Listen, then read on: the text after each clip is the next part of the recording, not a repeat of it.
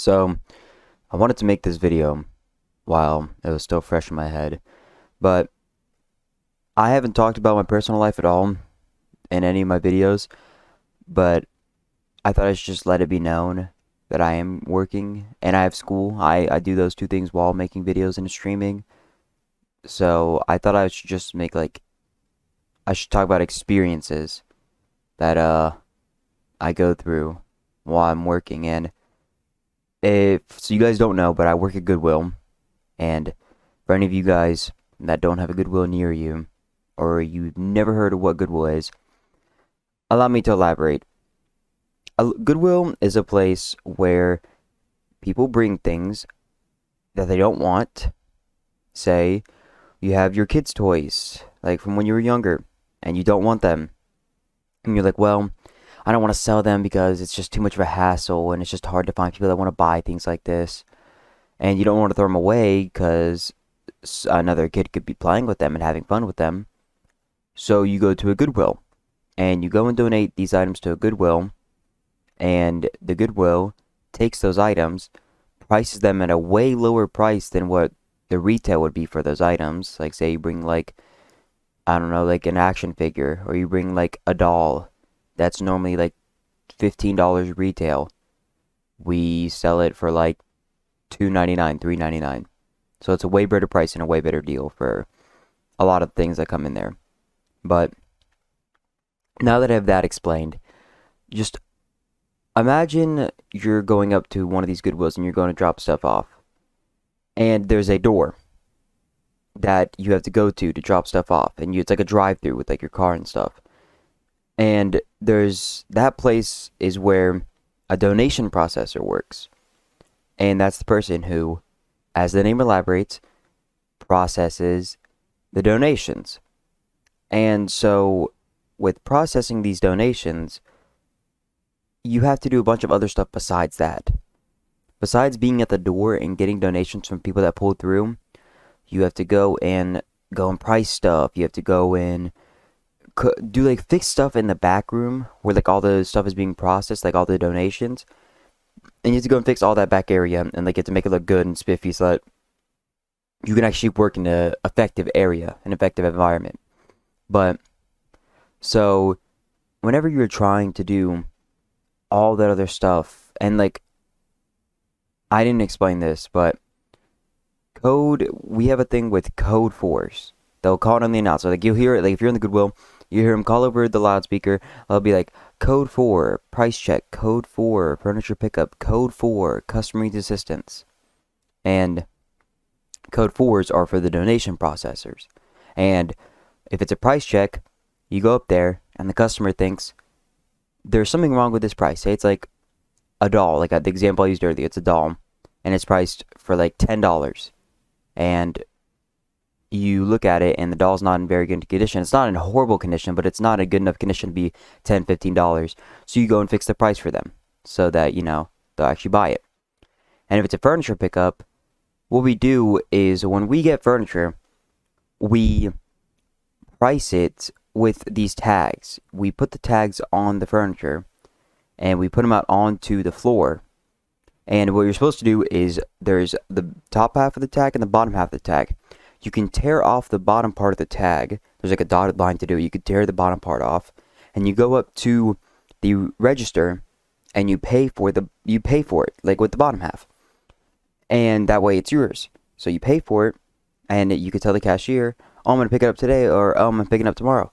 So if you say you're gonna pick it up today, they call over the loudspeaker, and then they're like, "Code 4, furniture pickup." So me, being a donation processor, I would have to go up there and go and see what the furniture pickup is. They hand me the tag. I go up there. I get the furniture for them, and I help load it into their car. Or if they're not picking it up that day, I take a sold sign and put it on the furniture so that nobody else can mess with it or do whatever. But, so imagine having to deal with getting the donations from the door. Say it's like a really hectic, busy day and everybody's just trying to donate to Goodwill, which are really busy days, or like around like 300, 350 donations. That's actually kind of like a busy kind of like, yeah, it's pretty much a busy day. I'd say a busy day would be like 300 plus. So you have a really busy day, and you're trying to do the door, get the donations, and you're trying to fix up the furniture area because too many people donated furniture, so now you have to fix that up, and you have to, get the good stuff, price the good stuff, and whatever isn't in good enough condition to sell, and like, you wouldn't want to put it on the floor, you'd have to send it off somewhere else. I'll go into more description of that in a different video if something like that occurs where I have to talk about it. But so you have to fix the furniture, fix all that up, and you have to fix up the entire back area because it's a mess and people don't know what they're doing, or they're just not putting things in the proper places or whatnot. So imagine having to do all that, plus you getting called on the loudspeaker for a code 4 furniture pickup, a code 4 price check, and you have to go help out customers on the floor. And there's so many other responsibilities I haven't talked about yet, but I'm not going to because the video would be so long if I did talk about it. But I have all the responsibilities I have to do, and I'm a closer, so that's like a lot more responsibilities than an opener or a mid-shift would be. So I'm sitting here doing my other responsibilities I have to do, being a donation processor, and I get a call, or they call over the loudspeaker saying, code 4, customer needs assistance. And I'm like, okay, I'll get to that in a second, because I'm doing something right now. So I keep doing what I'm doing, trying to finish it before I go up there. And they call again, and instead of saying customer needs assistance, they say donation at the front. And that means that the customer or the donator didn't see that anybody was at the door when they were donating. So like, oh, I need assistance, so I need to go to the front and I need to tell one of the people that there's nobody at the door to help me unload my donation. Which, you can unload your stuff in front of the door and we'll just come and pick it up and take it. Unless you really wanted a receipt, which you can get a receipt for donating and it helps with your taxes. It doesn't help as much as it used to, but I mean, some people still want it for whatever reason. So, we give them a receipt or whatever. So, they go up to the front. And I'm like, shit, dude, really? They could just come to the fucking door and they can... it's just like, it's annoying when people do that. So, I go up there, talk to one of the cashiers, and I'm like, where's the lady at? And she's like, oh, she's outside. And I walked from the outside in. And I was like, okay, so where's she at? So I go and look outside. And she just pulls through into where the door would be. Or to where the door is. And she starts unloading stuff onto the ground. So when I see that, not only did she interrupt what I was trying to do with my other responsibilities, she made me go all the way up to the front just to pull through to put stuff on the ground and then leave. Like, she pulled through over there to put her stuff down in front of the door and then left. But she was wondering why there wasn't anybody at the door. So she went out of her way to go into the front, ask about it, and then was just like, okay, you know what, never mind. I'm just going to go put my stuff on the ground in front of the door, even though I just went and asked them why there wasn't anybody at the door. And it doesn't seem like it's that big of a deal to you guys, but shit like that happens all the time. And that's not even one of the worst stories I have to tell. Like, I think in the same, like, night that happened, I had some lady, like, trying to haggle me about furniture and why one of the prices was too high. And I work part-time because of school. So, like, she was trying to haggle me about a price that I didn't even know. Like, I didn't even know the piece of furniture was out there. And, like, she was getting mad at me because of the price. So, I was sitting there having to deal with that. And then I finally got one of the managers to go and talk to her about it. And then she bitched them out too because the price was too high. Even though it was a really, like, when I went and saw, like, the furniture she was talking about, it was a really nice piece and it just came out today. So we weren't going to drop the price at all.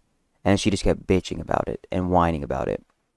And there's just so many customers like that come to Goodwill. And it's such a pain. If something else happens like that again to trigger this moment in my head where I'm just so angry, I'll probably make another video about it. It's going to happen soon. Like, in probably the next few days, you're going to hear back from me, and I'm literally going to be, like, super infuriated about some stupid fucking person coming to donate or someone buying shit. It's just so bad. Mm, if you ever hear of somebody like talking about where they work and they say they work at Goodwill, just don't think of it as like some like really easy job that doesn't take a lot of like time and effort to get shit done there, and it's just like a really easy job you can slack off on. It's really not. You're always gonna be kept busy doing stuff, and even now I barely get breaks, and I never even take lunches anymore because of how busy it is.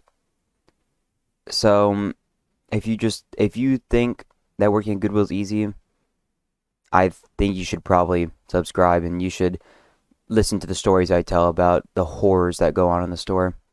Anyway, though, this video is running really long, so I don't want to keep you guys too long, but stay tuned for me talking about the suffering I go through at my job. Anyway, see you guys around. I hope you have a great day. Thank you so much for watching.